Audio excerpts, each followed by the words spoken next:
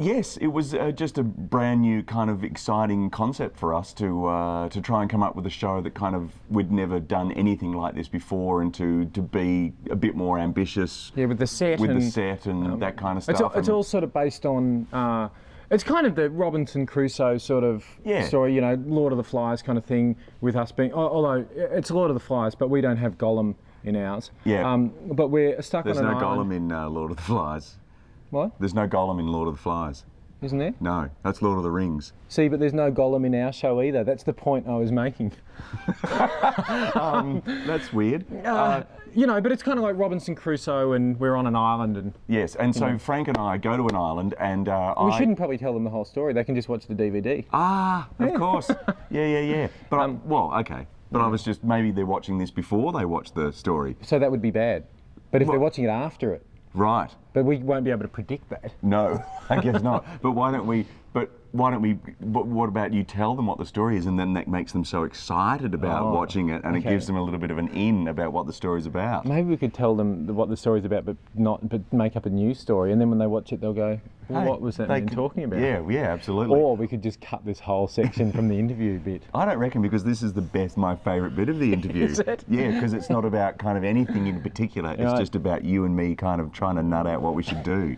Okay. Yeah. We wrote the show, and it took us about 6 weeks, 2 months to write the show, and then we went to Albury, Wodonga, and did a kind of out-of-town tryout, as it were. Yeah. We used Albury as kind of guinea pigs in a way. Yeah. We injected them with things. No, we didn't. And then the show, the first time we did the show, it went for about 4.5 hours. And then we cut out all the crap bits, and it went for 12 minutes. But we built that 12 minutes up into about an hour and a half. Yeah. But you've got to start big, and then, you know, cut out all the bits that were kind of dodgy. But now I feel like it's a good night out. Absolutely. You know, it's not an evening with Nelson Mandela. No. You know, it's not going to change your life. No, but they say laughter's the best medicine, don't they? Yes, they do. Yeah, although if you're hit by a bus, probably at that point you want a doctor. Yeah. You don't want some guy walking through the crowd going, "Stand back, I've done comedy." Do you? I'm a clown. That wouldn't help. Bruce is fantastic. He is. He's tops. He sort of helped. He helped a lot with. He's worked in theatre more than comedy. Yes. You know. Yeah. No, so he didn't help us. He didn't write jokes and stuff, but he really helped us with the kind of the theatricality of the show, I suppose. Yes, because we were trying to make it a bit on a larger scale. So we don't really. I mean, you know, you've seen us before. We don't really do run around comedy. We do theatrical comedy with a story and sets and lights. What do you mean we don't everything. do run around comedy? Oh, no, I mean, we don't do stand up comedy. We do run around comedy. Right, you're lucky I'm here to help you out. I know, thank God. And he's the brains of the outfit. Yeah. That's the really worrying thing. Yeah.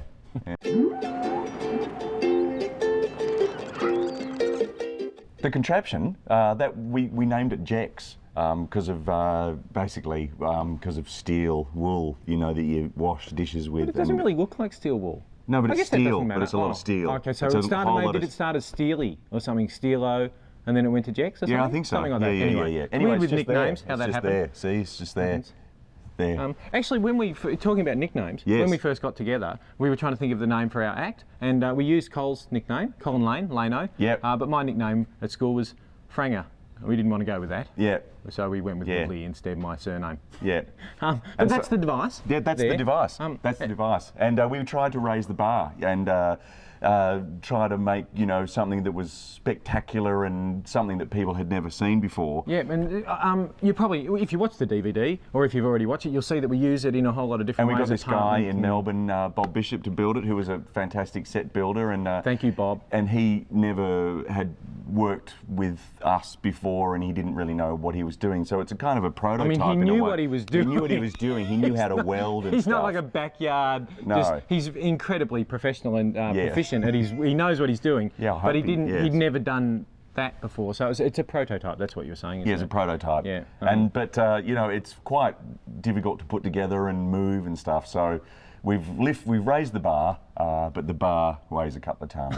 We need a forklift we need to a raise the forklift bar. to raise the bar. What we do when we're creatively. travelling, we take it as hand luggage, Yeah. but we have to break it down to 1,000 pieces. Yes. So we need to make 1,000 But it fits trips. in the little thing, you know, if your luggage doesn't fit in here, getting through those little security things is sometimes a problem. We have to get there 10 hours before we fly, don't we?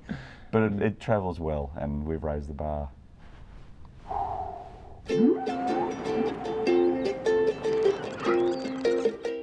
Favourite part of the show? Favourite part of the show? I look forward to every night my song because I finally claim the stage as my own, and I get to belt out a fantastic number in front of people, and they adore it, and I adore them adoring me. And, why are you using your real voice? If we're going to use our real voices, you should inform me before the interview. I like doing the song. That's my favourite part. I like the bit where I get to hit Cole with the fire extinguisher. Do you? That's all fun. No, I really like the bits where we interact with the audience because they're different every night, and that you know, it just makes it a lot more spontaneous for us, and that's always fun. Yeah. So there's it's a kind of a play, but there's also interaction with the audience. So we kind of set up these rules and then we break them all the time. So it's we're mavericks. We are, and I completely don't understand what a maverick is, but I'm going to go, yeah, we are mavericks. What is a maverick? Like loose cannons. Oh, right, yeah. Whoa. We do anything, man. Yeah, man, we're crazy.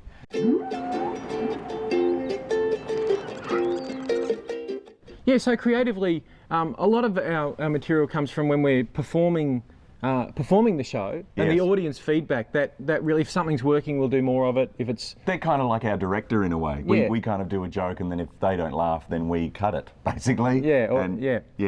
But so there's that, and then we also worked with Bruce, and there's a guy called Clem Stamation he's our stage manager, and he sort of, it's hard to describe what his job is because he does a lot. He kind of designs a lot of the lighting states, and he designs a lot of he designed the judge puppet in the show, and he made that all work, which was just incredible. And we haven't got a clue how to work the computer thing, but computers, they're, you know, keep an eye on them.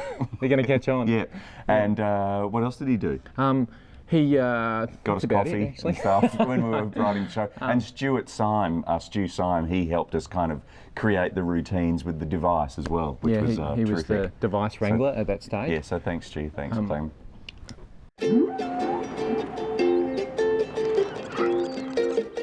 Often stuff that's in the show is something that we've improvised one night and then we keep it in, like for example, with the judge, are you signing for them for the deaf or something? Yeah, I'm signing for them.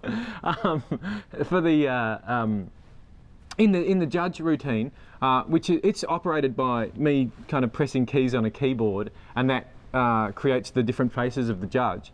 And Clem worked that all out.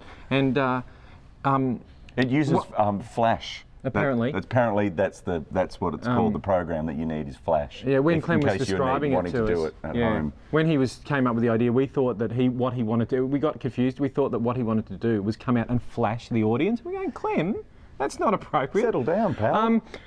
I operate the keyboard, but one night I accidentally hit the caps lock button, which meant that the judge his mouth didn't move at all, and it was just I'm going, Clem, help me. But then that turned out to be quite funny, so we've kept that in the show, and we often do keep in things that go wrong, don't we? I like the chicken. How did you train that chicken? Well, I got it just as a chick. Did you? Yeah, and... do you reckon chickpeas, check out chickpeas, I reckon they're called chickpeas because they look like chicks. They've got a little pointy bit, which is the nose, and then the round bit of the body. Where do you go to the supermarket where you see a checkout chickpea? I've never seen that. You haven't seen that? The little at Coles, there's like a checkout chickpea. Is it? Yeah, haven't seen her. It's very hard for her to get the stuff to scan them. You know, I was at the checkout recently. I love the chicken. You know how there's now... I love the chicken. I love it. I do. You know how there's checkout chaps now, like the young guys who are like 15 or whatever. Yes. I was going through the checkout the other day, and this is a true story, which means it probably isn't very funny, but I'm going to try it anyway.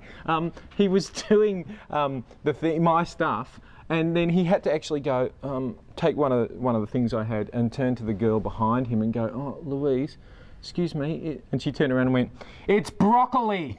He went, "Thanks." I thought that was funny. Not anything to do with our show at all. No. Chickpeas. They look like chicks. I love the chicken. When we first met, I love it. I didn't have any pubes.